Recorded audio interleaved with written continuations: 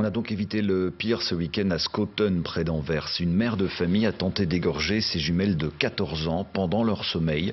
Les deux jeunes filles se sont heureusement réveillées à temps. La mère en question n'est autre que l'héritière des propriétaires de la marque Kipling. Elle aurait déjà, par le passé, essayé de noyer ses enfants. Chantal Monet avec Dominique Sokolowski. Le drame s'est joué derrière ces murs lundi vers 3 h du matin. Mireille Graham entre dans la chambre d'une de ses jumelles et avec un couteau tente de l'égorger. La fille se débat.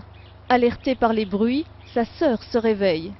Les deux adolescentes de 14 ans parviennent à s'échapper et sautent par la fenêtre, puis téléphonent à leur nounou qui prévient la police. Mireille Graham tente de se donner la mort lorsque les secours et les policiers arrivent. La jeune fille blessée à la gorge est emmenée à l'hôpital. Sa maman est arrêtée. La femme est entendue par les policiers et par le juge d'instruction. Celui-ci a décidé de la maintenir en détention. Elle est soupçonnée de tentative d'assassinat. Le voisin de la famille se dit stupéfait.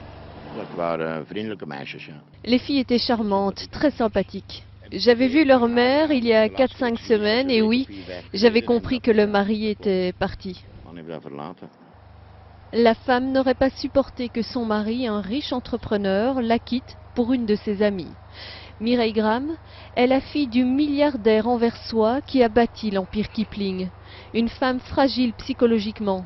Il y a quelques années, elle a tenté de noyer ses petites jumelles. Myriam Graham passera dans les 5 jours devant la chambre du conseil qui décidera de prolonger ou non son maintien en détention.